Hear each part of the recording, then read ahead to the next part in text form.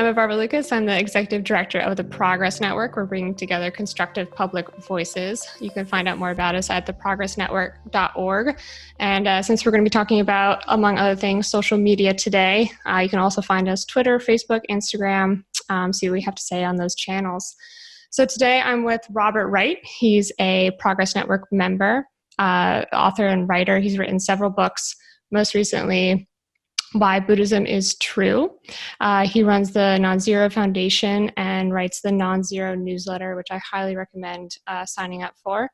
And he also runs Blogging Heads TV and Meaning of Life TV, where he and other contributors talk politics, foreign affairs, philosophy, spirituality. It's really sort of an idea paradise. So I also recommend checking that out. So Bob, welcome. Thanks for being with us. Well, thanks for having me. Yeah. So, we're obviously in this very intense political moment, intense political few years. And you've been talking since at least 2016, if not prior to that, about tribalism, specifically about tribalism on social media. So I want to talk about that problem, and then we're also going to talk about solutions, because I really want people to get an idea of how they can affect change for this in their own behavior, in their own lives. Mm-hmm. So to start with the problem, you wrote an article recently for your newsletter called Tips for Avoiding a Civil War, which I really, really, really liked, shared, very helpful for people. And in that, you laid out the problem, intertribal positive feedback cycle. What does that mean, and why do you think it's important enough to write about? Well, it starts with, I guess, two technological facts. One is that smartphone cameras are increasingly pervasive.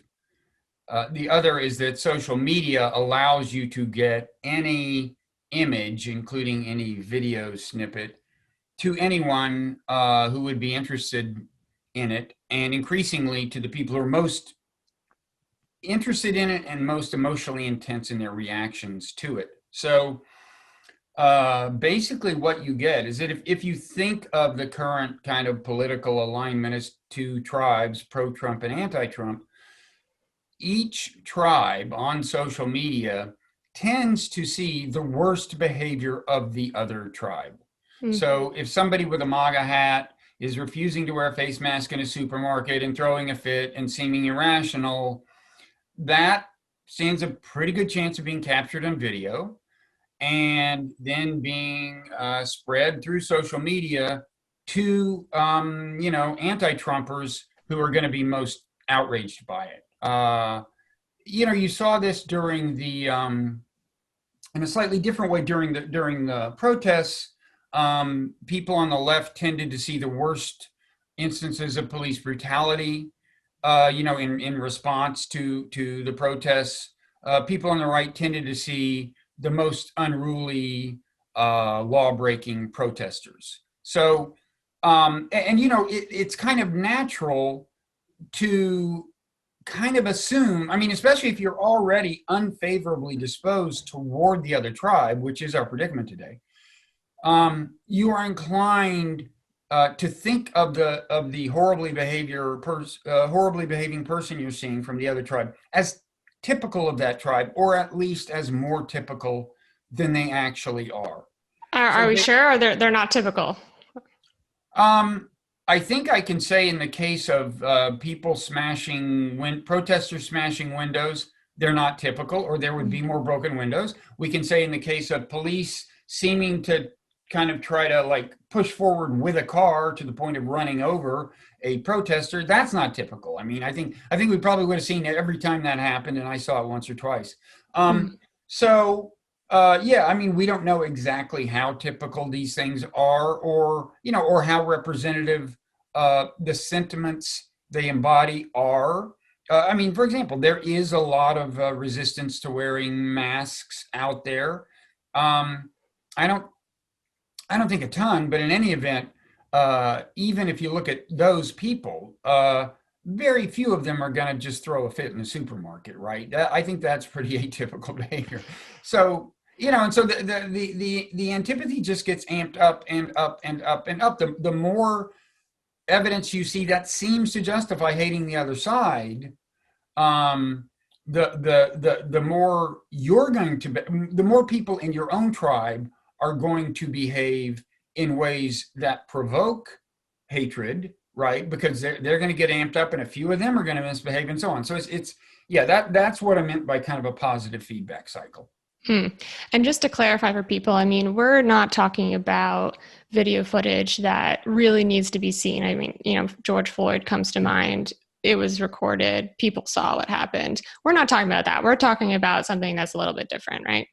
Yeah, I think there are a lot of upsides to the pervasiveness of video, including exposing true cases of horrible behavior by police. I mean, I do think we still have to be careful in not assuming that any given act by any given police officer is representative of police officers broadly. But it's definitely a blessing in that regard that police have more trouble now getting away with brutality than they did. And believe me, it's a lot harder for them now than it was 20 or 30 years ago. That's a good thing. There are a lot of upsides, and I'm not like a Luddite. I'm not here to tell you that on balance, this technological environment is worse than the one I grew up with, although I do get Mm. nostalgic at times. But I definitely see real downsides to the old environment. I'm just saying that this particular dynamic I've tried to highlight is negative in ways that are worth keeping in mind. Mm. Yeah, I mean, it's a catchy title, the article that I mentioned, Tips for Avoiding Civil War. But do you really think that that's the direction that we're heading in with this positive feedback cycle? I think, I mean, first of all, I don't think we would be likely to see a classic civil war of kind of a bunch of states against a bunch of other states. Because for one thing, red state versus blue state is a huge oversimplification. Most red states are at least 35% blue. Most blue Mm. states are at least 35% red. The split is more of an urban rural or small urban small town urban rural split than a really a red state blue state split.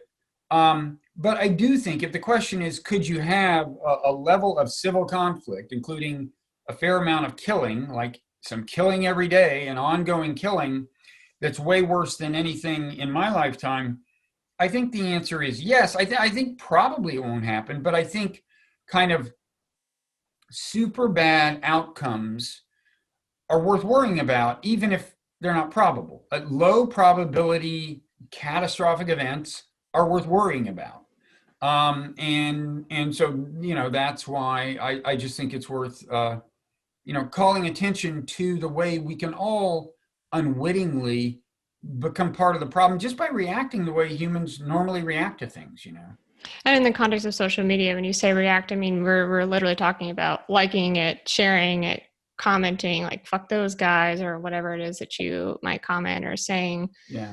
you know, so typical of a cop, or so typical of a Black Lives Matter person, or whatever it may Right. be. Which brings us into the solutions part, because this, I think that sometimes when people talk about politics, it kind of feels like all these forces that are outside of our control, or even when people talk about the problems with social media, it feels like it's something that we're not actively contributing to when maybe we are. Um, so what are the solutions? What kind of behavior can we instill in ourselves so that we don't add to this problem, or at least ameliorate this problem? Well, for starters, there's a word I know you'll be familiar with since you were at Tricycle Magazine for a while, but it's mindfulness.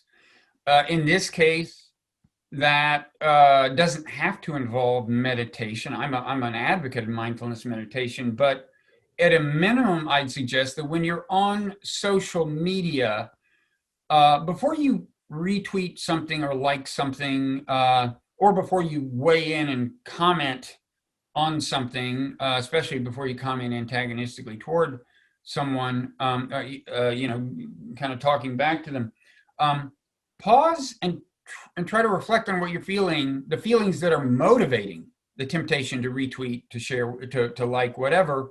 And ask yourself if it's a feeling that you should trust. If the feeling is, if you see that video of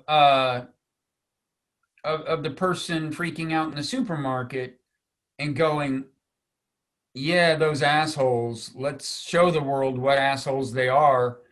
I mean, I'd be suspicious of that. I'd say, wait a second, how many of them actually are like that? And is it productive? What's going to happen as a result of this? I mean, Mm. clearly, even if I am conscious that this is not highly typical behavior, if I share it, lots of people will see it, and some of them will think it is highly typical behavior. So I'd say, um, think about the larger dynamic you're feeding into, reflect on the feelings that are motivating you, and ask yourself if the feeling itself is really cause to do what the feeling is telling you to do. I mean, my own view is you should only do things that makes sense. I don't mean you can afford to govern your whole life, reflecting on every sandwich before you eat it. Well, if But you're a monastic, I guess.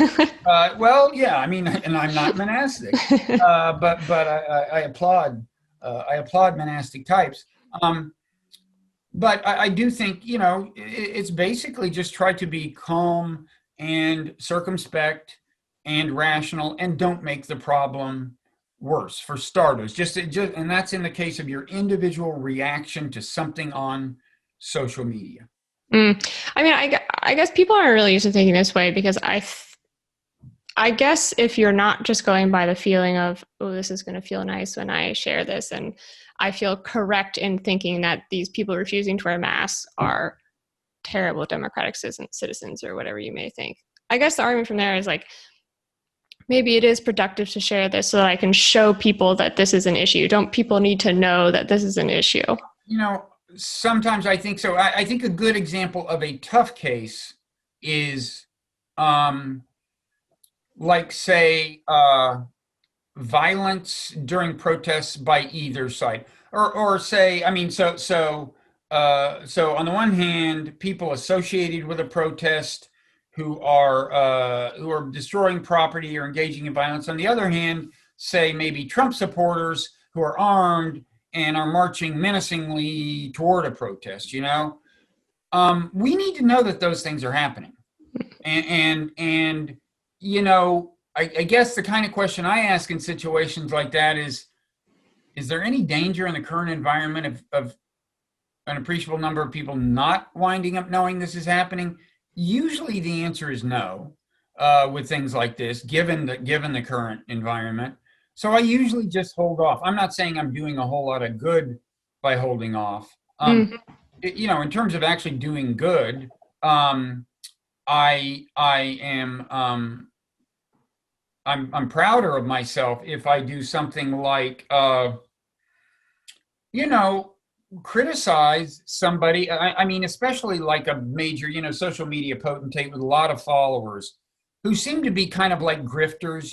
They're exploiting the current emotional environment to amass followers, Sure. Yeah. Mm-hmm. and they are basically depict. I mean, sometimes they'll say things like typical Trump supporter, or when that's just clearly not true. Then I like to weigh in and say, this is obviously not a typical Trump supporter, and it is not productive to do this. Or another case of criticizing people that are roughly on my side of the political spectrum, at least in the sense of being left of center. When I saw those videos there have been a couple of rounds of this where protesters presumed to be associated with Black Lives Matter in some sense of the term are like harassing diners or going in and demanding that diners, hold up their hands in support of something or other. I mean, I really don't approve of like coercing people into publicly expressing opinions. Mm. B, I think this kind of thing just helps Trump. It fits right into his narrative. And so I like to point out that kind of thing. Like I'll say this is just a gift to Trump when you're doing this. And look, I don't have enough social media clout to on any given day like make the difference between the life of the republic and the death of the republic. But I just think we all have to take seriously what influence we have. That's the way we conduct our lives generally, right? I mean, if you see somebody you can help who's suffering, it's only one person. If you were Bill Gates, it would seem trivial because he can help millions, but you still helped him because that's what you can do. Mhm. So Um, I mean, it sounds like really what you're advocating for is this sort of like collective pause. To get into the Buddhism a little bit, it reminds me of this one teacher who had something called the third moment method, and he was talking about like if someone's really pissing you off, you take 3 moments before you react. And this seems like that plus like a dose of critical thought, so that we're engaging a little bit more, well, mindfully on social media than we're used to. yeah, it's just pause and reflect. It's not easy though, and that's partly because some of these emotions are so subtle. I mean, sometimes it's just flat out, I hate that guy. That's not always easy to recognize, but sometimes it's just like the feeling is more like this is the right thing to do. That Mm. was bad behavior. I'm bringing it to light. I am serving justice, and you need to ask more questions of yourself before you can come anywhere near being sure that this is for the greater good. I mean, I do think, as you know, that if you do practice mindfulness meditation and it works for you, you can actually get better at this and better at even detecting some of the subtler emotions and better at not following them, better because they really take effect fast and motivate your behavior within a very narrow time frame. And the more you're in the practice of being mindful, the easier it will be to recognize that a given decision or a thought or perception is in fact being colored, if not governed, by a feeling. Mm. Yeah. Yeah. I wanted to ask you, where do you see, and this is very apropos of the moment, misinformation fitting into this, like posts that are misinformation? Because I don't engage very much politically online. I do Well, like very to, wise. You're wise beyond your years. or I'm just tired or lazy. Tired, tired. I do try to fact check people because I don't want to get into a political debate, but I think that if you're going to hold political views, you should at least have the correct facts at hand. But also, I see myself being a little bit trigger happy and fact checking the other side a little bit more than fact Mhm. checking my own side, because I don't want to seem like I'm unsupportive, which is sort of a dual question. So let's first say, how do you see misinformation fitting into this? And then pushing back against that feeling of, oh, I'm doing something bad to my tribe if I push back on this, or if I make a critical statement or fact check. Well, as for misinformation, I think often one of the main things that's spreading it is the cognitive bias known as confirmation bias, which a lot of people have heard of. It's like we are naturally attracted to information that seems to confirm our pre-existing worldview. We are less likely to seize on facts and even averse to facts that seem to contradict our worldview. It's a natural human tendency, and that too. I mean, one of the insights from Buddhism that modern psychology has, I think, really corroborated is how finely the feelings are intertwined with thoughts and perceptions. And if you pay close attention to your behavior on social media, you'll see that a feeling is driving confirmation bias.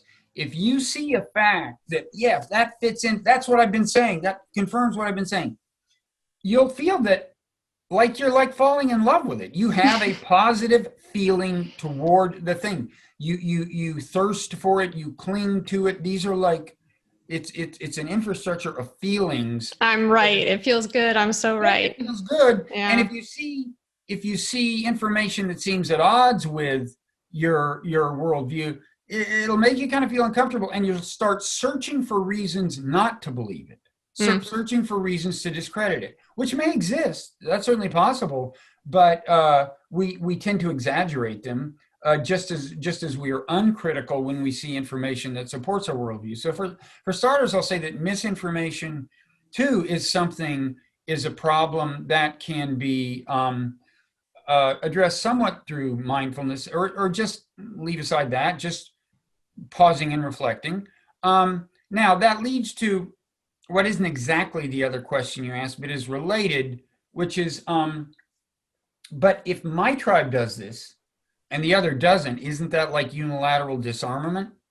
Um, that's a tough question. I mean, first of all, there is the argument that, like, in the long run, truth is a good thing, and misinformation and disinformation are not.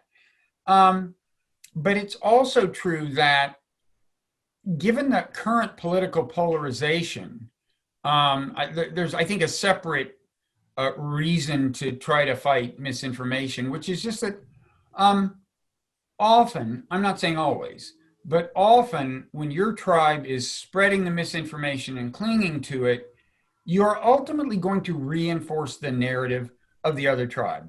I mean, every time the anti-Trump side takes something Trump says that's kind of ambiguous and on close examination doesn't really justify the worst reading of it. Every time they take something like that and do the worst reading of it and spread that, if you go look at the social media of the Trump side, they're like doing the close reading of it and giving you reasons to say, once again, those anti-Trumpers are lying about us. So I think fairly often unilateral disarmament, so to speak, in the sense of fighting the misinformation spreading on your own side, can actually be good for your own side. Okay. And what about that other question? Is it just coming down to being a little bit brave in pushing back against your own side when you see an error or something like you're saying that you were talking about before where it doesn't match your values? Like you mentioned protesters talking about murdering cops in your article. Yeah, there was a case in it was in DC, and some speaker, again, it was, I guess this was a BLM protest. Some speaker was going like, basically the only it's time to start killing cops. He had the microphone. He wasn't getting a very favorable reception, but he had the microphone. And yeah, I think that kind of thing should absolutely be denounced. I don't think it takes as much courage to denounce that as it does to denounce some other things. But again, that's a case. Whenever you can accurately point out that something someone's doing probably is helping the other side, reinforcing their caricature of your side, I think that's a good way to put it to people. Now, it's also, I just think, morally wrong to kill people, including police. Right. But and that's a fine thing to say too. But the broader question: does it take courage to push back against your own tribe? It does, and I often find it lacking in myself. I often don't push back when I should. I really don't. I really don't like people hating me. And that's yeah. Who does? Who does? And it comes. It seems to come so fast and so intensely on social media. Now, as we all spend more years on social media, I think it's easier to get some perspective. Like I used to be super sensitive to what commenters said when I first started doing online videos like 15 years ago. And now I just don't, it barely touches me. And I think maybe we're all growing thicker skin in that regard, or can try to, but I think that the fear is something you need to fight in that case. Yeah. And like we're saying, approaching it with a little bit more of a cool head, because I know from myself and others, like when I do decide to engage politically on social media, it does end up with this like stomach churning, heart beating. It just feels really icky. Yeah. Now, again, that's the case where in principle, mindfulness meditation could help you deal with that, maybe even overcome it, but it's absolutely natural for it to be an issue. Yeah. And I wanted to say too, so, we're filming this before the election. This might come out after the election. I mean, is this going to poof disappear if Biden wins? Is this suddenly like we don't need to worry about this anymore? No, I don't think so. I think, the partisan polarization had been growing for some time before Trump. Mm. Um, And some of the themes, the idea that some of Trump's themes, that liberals are snooty coastal elites who don't care about common Americans. I was hearing those 30 years ago from Republicans like Dan Quayle, and probably Newt Gingrich, and Democrats have often been irresponsible. The problem has been getting worse and worse. I don't think it's going to go away overnight. I think it has been in some ways intensified by social media. I hope we'll get better at figuring out how to deal with social media. In some cases, maybe even govern them, but or at least develop new norms that help us deal with them. But I don't think it's going away, especially since Trump, as of now, as we tape this, Trump is laying the groundwork to call any loss by him illegitimate and rigged and a rigged election, all that. So, and he's not going away. Even if he loses, I don't think he's going to get off of Twitter. Right. Yeah. I do think the good thing is it will be much easier if he's no longer president for the other side to resist his bait. We just won't care as much. And I think even this may become explicit. I suspect that if he loses, the word will go out on social media, and there will be something like agreement by progressives. I think that's at least a possibility. Like, just we're better off ignoring him unless he crosses a whole new line, and he's crossed so many now. How likely is that? But one thing I wanted to say is that you're talking about maybe we'll get used to social media and some norms will come to play. Maybe they'll be a little bit more regulated. Maybe I'm overly optimistic, but I feel like I do see some signs of at least attempts by social media organizations to govern the field of chaos a little bit, when before there's absolutely nothing, and it's certainly not great now. But it does seem to be a little bit like we're ever so slowly starting to turn around on that a little bit. The social media companies are doing some things, but I think what they're not doing is contemplating the actual sacrifice of revenue, by which I mean, Sure. At least in significant degree, by which I mean, if you ask why do the algorithms drive some of this tribalization, it's because the algorithms maximize engagement. They want to keep me online, keep me clicking, retweeting, sharing. And if your algorithm is designed to do that and that alone without constraint, it is going to appeal to people's emotions. And that, especially in the current political environment, is going to include a lot of unproductive and even counterproductive emotions. And, at a minimum, what I would like to see is algorithm transparency. That is to say, just a law. I mean, we sometimes forget we actually have the power to regulate corporations. Just a law that dictates that they show us all the code, and then create an API. I guess it stands for what? Something programming interface. But anyway, the Automated? Point, what it would allow is third-party companies. Like, see, what I would like to have is like dials, like just be able to have a little slider bars on my screen on Twitter, like say, I want to see less stuff that'll politically outrage me, or I want to see less violence, or I want to follow fewer people like this. It could go along any number of dimensions, but the point is what should be possible is for third-party software companies to create a dashboard like that, and then there would be competing dashboards, and at least give us the power to fiddle with the algorithm. Why shouldn't we have that power? I mean, and then now that doesn't mean that everyone would use it wisely. Maybe a few people would say, I'm going to get more revved up and angry than I am, but I don't think so. And I think we have a right to know what's in the algorithms. Not that just seeing the code would give many of us much of a clue.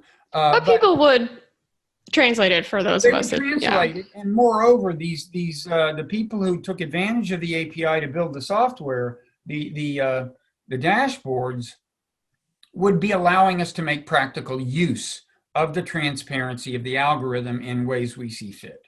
No, I think that's great. I mean, I think there needs to be bigger solutions. In the meantime, this is why we were talking about what we were talking about today. That what you can do just as a regular Joe Schmo while we wait for the benevolent gods of Twitter and Facebook and so on to be a little bit more publicly conscious in the way that they run things. Well, that's it for me. Bob, do you have any other thoughts running through your mind that you'd like to share about this? The only other thing I'd encourage people to resist is engaging with people from the other tribe antagonistically.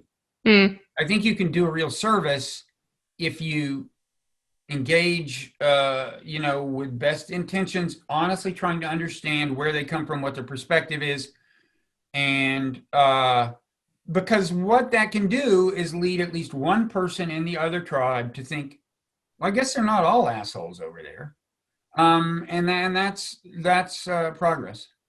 Which does require the assumption that you go into that interaction not assuming that the other person you're talking to is an asshole, which seems hard these days. Right, exactly. Assume the best. You may be wrong. They may be an asshole, but you have to go in there with the intention of, even if they act like an asshole, not responding in kind. I mean, it's just hard to imagine what actual good comes of that. I mean, you just make them madder, and how mad they are is already part of the problem.